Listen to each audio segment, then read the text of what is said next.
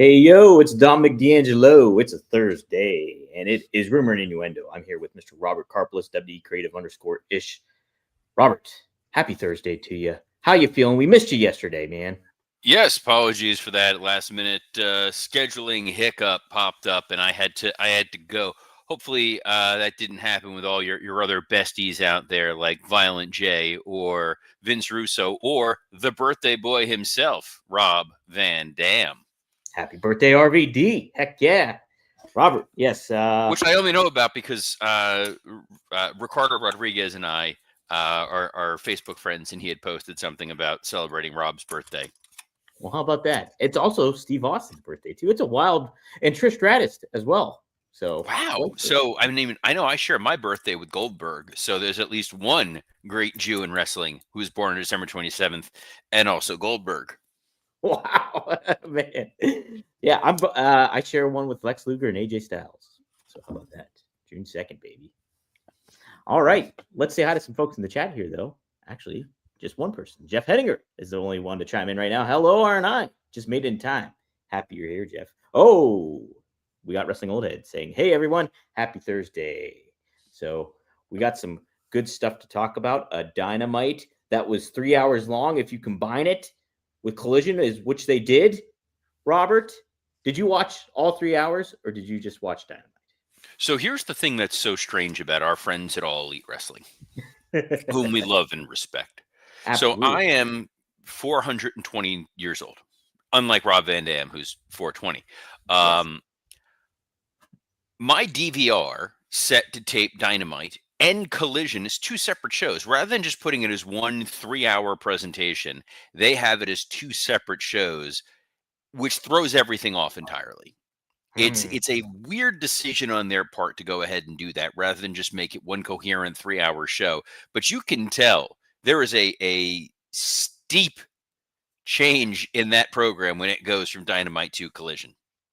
Which is weird because, yeah, why not just embrace it as like a 3-hour Dynamite and like forego the Collision name tag on it all? Who are they thinking that? Well, most of our fans know they're going to tune in from 8 to 10. They're going to make plans at 10 o'clock, so those people can go. But the Collision people, they're going to stick around. Like, just make it a 3-hour special. And they gave you so many big matches on that show so early in the broadcast. You absolutely could have extended it for all 3 hours. 100%. I said yesterday, I think they should have opened the show. Did they say they should open the show with something? I said they should open the show with like a match like Orange Cassidy versus Mascara Dorada just because of the athleticism aspect of it all. Well, they put that on Collision.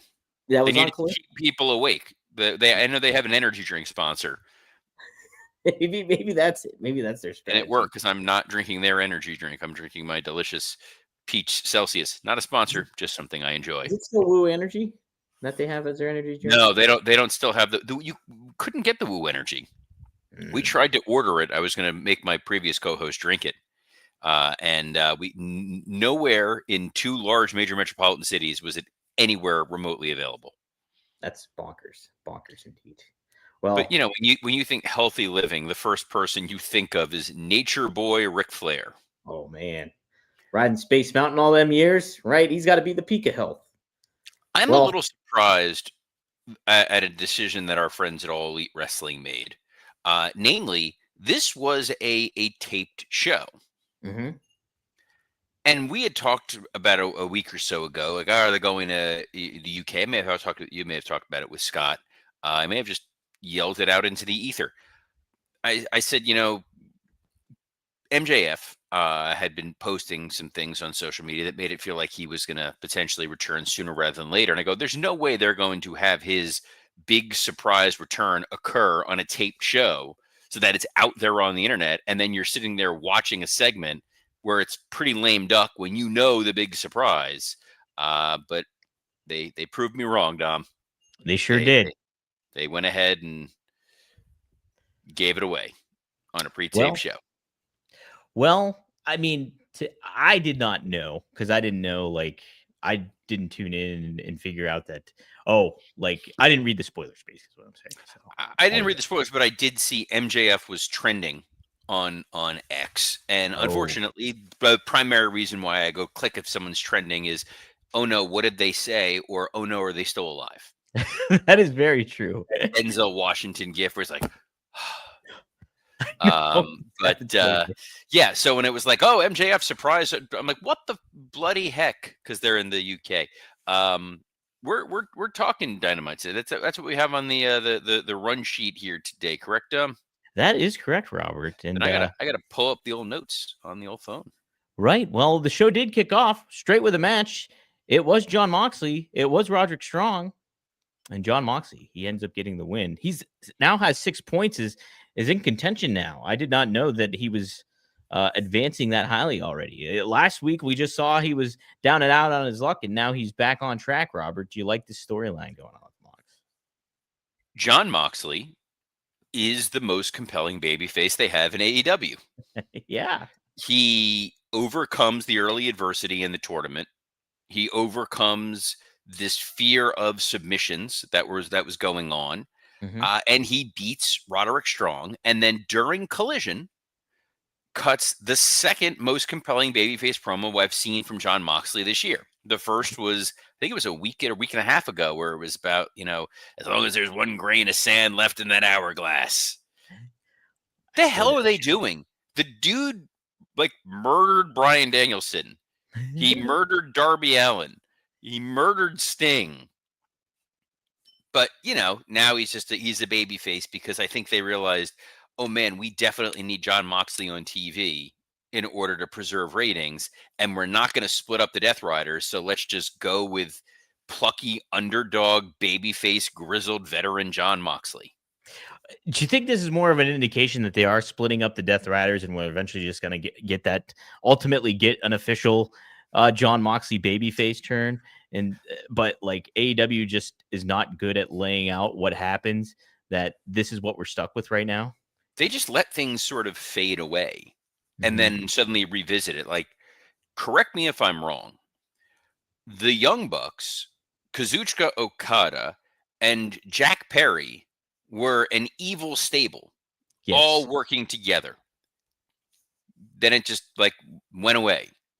One day people woke up and radio was television.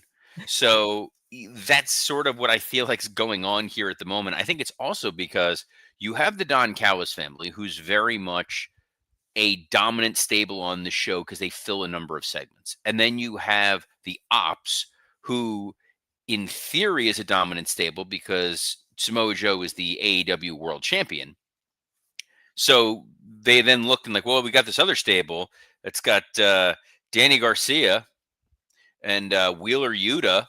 Yeah.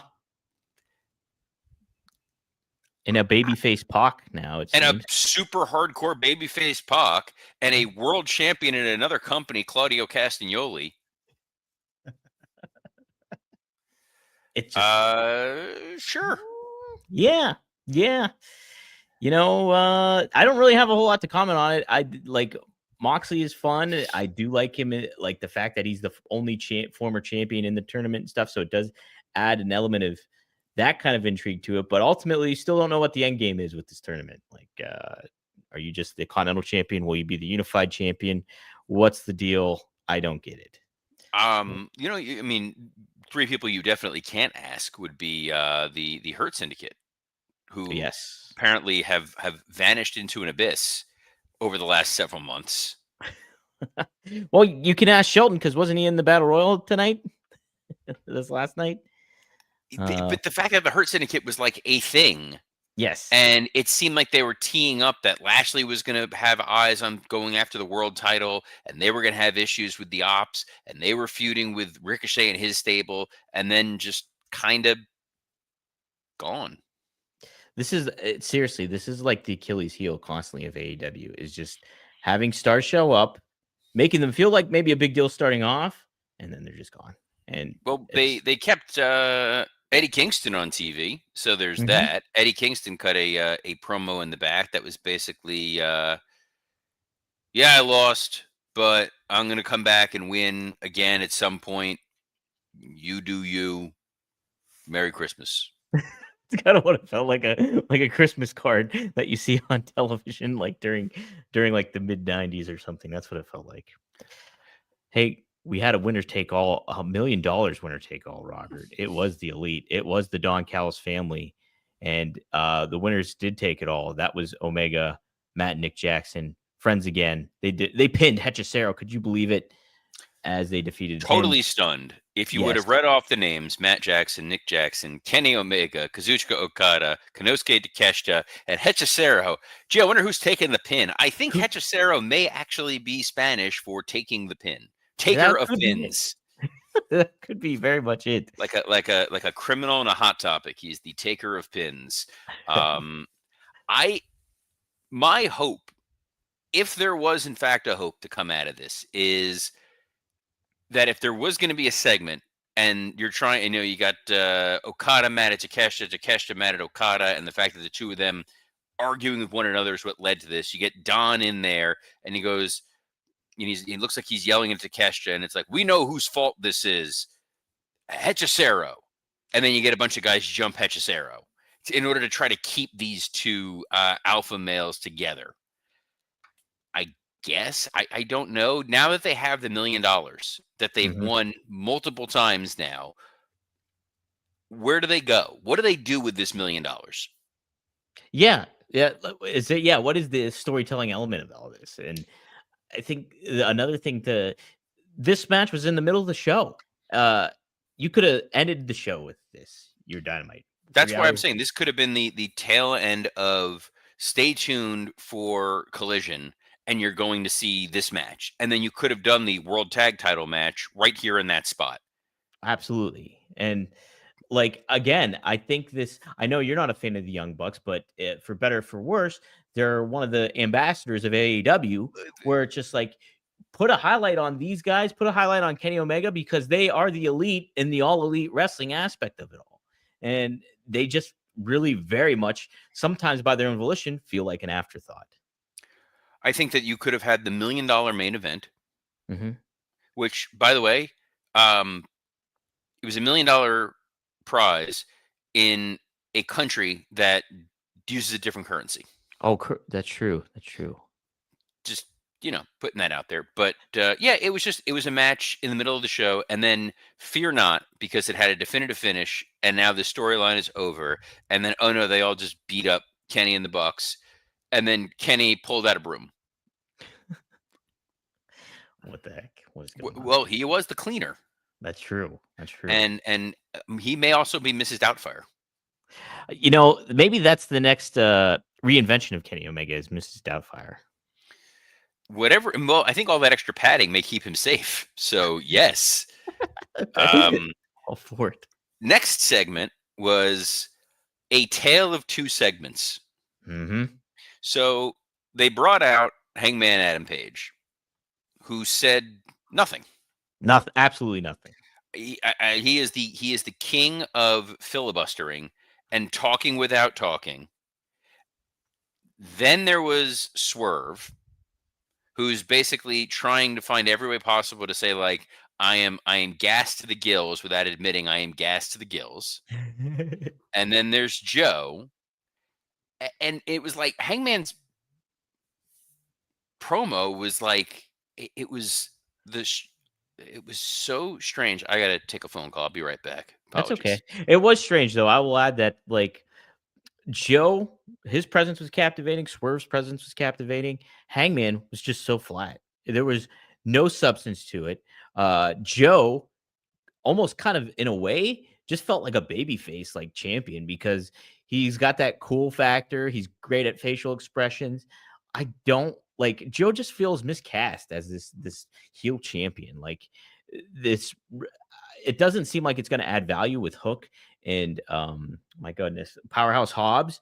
Like, I feel like everybody would be positioned in a much better situation in the ops if there were baby faces. And like Hangman, sure, he's a baby face just there, and you are not getting what made Hangman so intriguing in the earlier days, where he was a little quirky, he was a little unpredictable.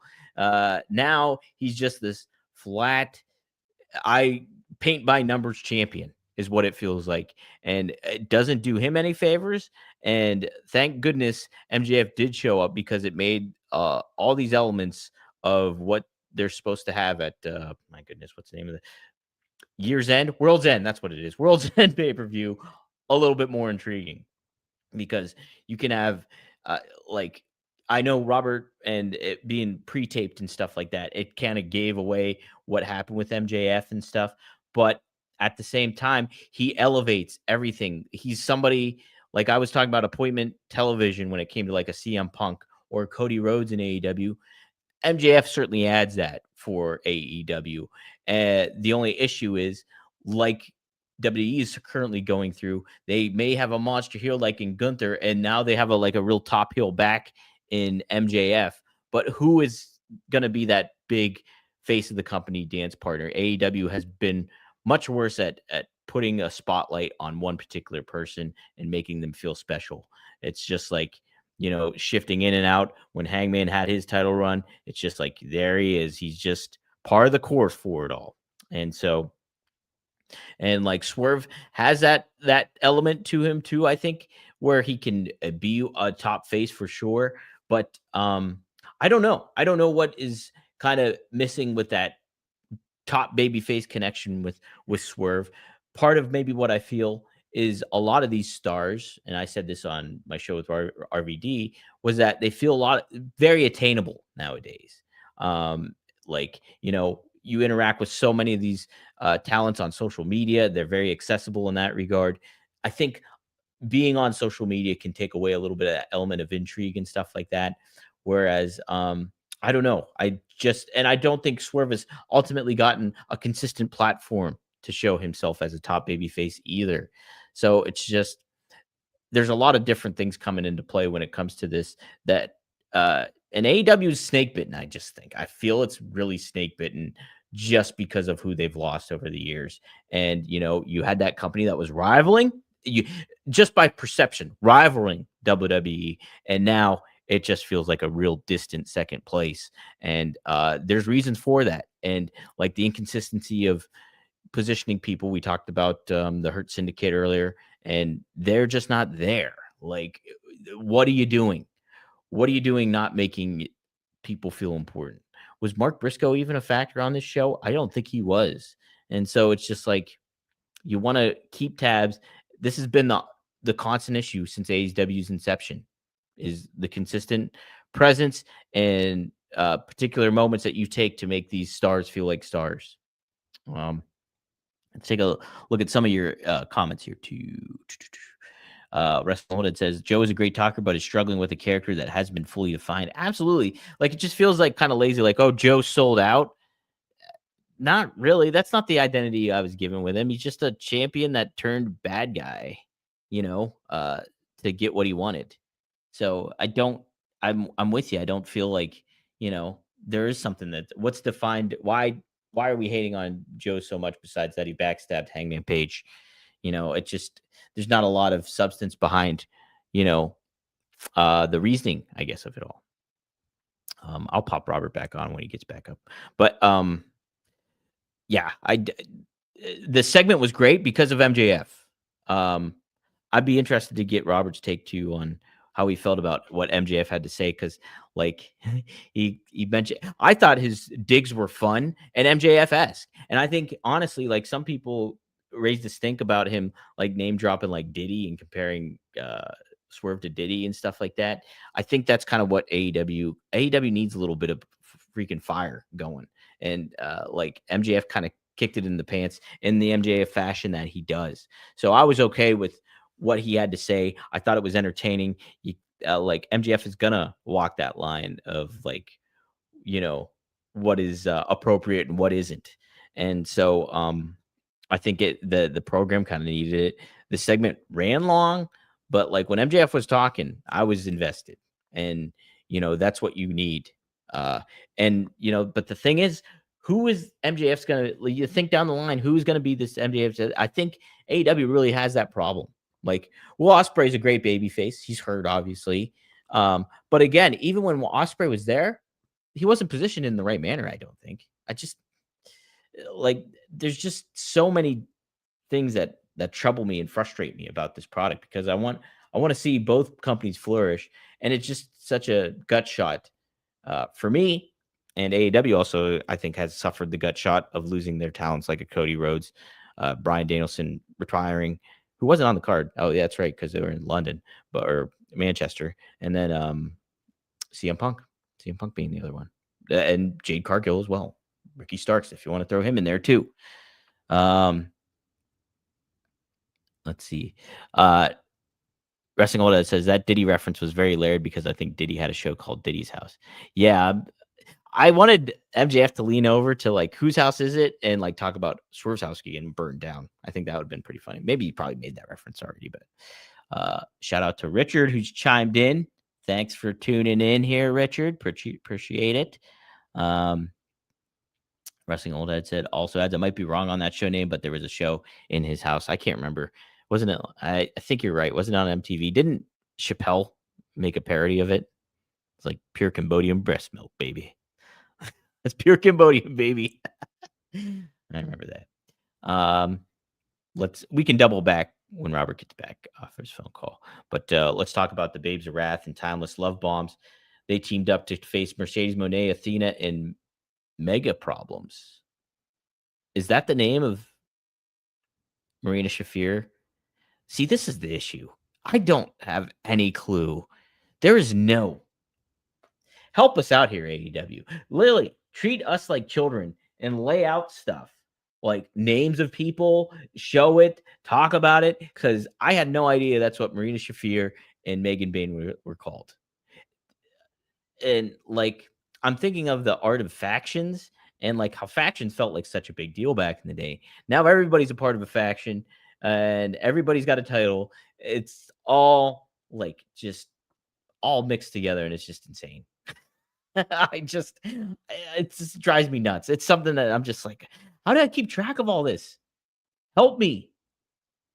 Be my Jerry Maguire, AEW. What's going on here? Okay. Anyhow, this was a fun match. I did like it. And you had Mercedes get the pinfall win off of Willow. So are we getting Mercedes and Athena teaming up to go against the Babes of Wrath? Where I thought they were going to make a run in the tournament, Mercedes and Athena. So we're revisiting that story. I'm kind of okay with it. It just feels like a placeholder thing, maybe for Mercedes. Okay, she's going to win the tag titles maybe at some point with Athena, or is she just going to be a feud of the week for the Babes of Wrath? Like, I would have just done more so with, I mean, I'm all right with them winning, the heels winning. I totally am, but it's just like, what's going on here? It's what is happening? It's just like you would think maybe Marina or somebody would get the pinfall, so then you can have Bane and Marina, your Bane problems. What are they called? Mega Problems? What a weird name. Go against the Babes of Wrath. So Wrestling says odd choice to have the women's tag team champs lose the match a week removed from winning them. Yeah, that's another aspect of it all too. They just won the titles and you're having somebody already take the pinfall. What's going on here? What's going on?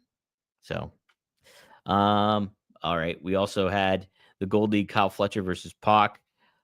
Fun match. These guys went all out, and it was end capped by Pac doing a top rope avalanche poison Rana to Kyle Fletcher before hitting the Red Arrow for that 1, 2, 3. Man, what a great finish the Red Arrow is. Like, it's like a flawless kind of top rope move.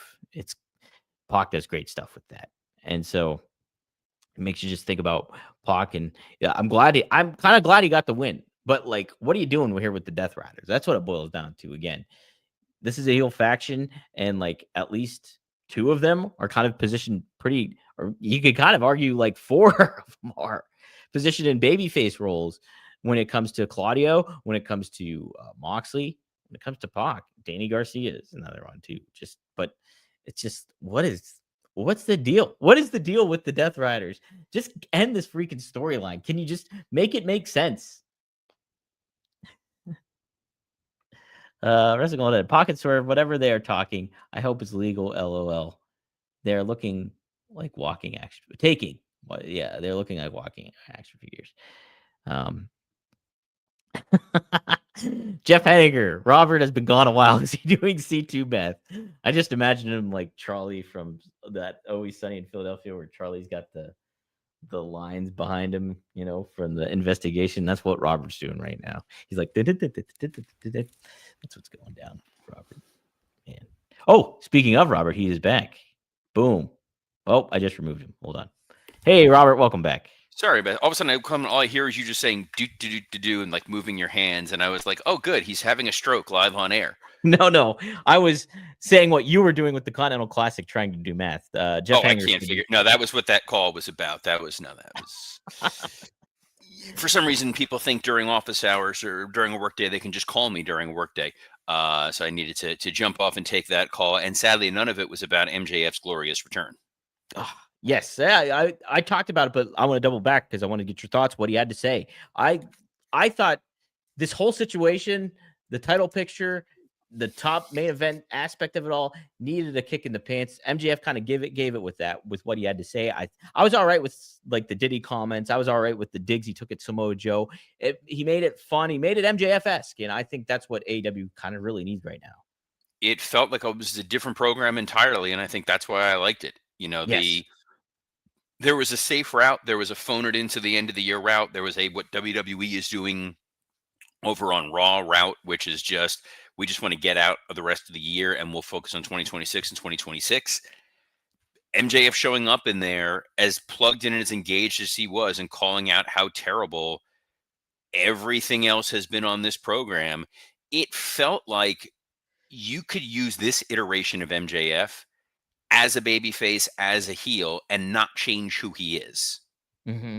And I think that they wanted that flexibility because I think the audience is confused with, wait, why are Hangman and Swerve getting along okay?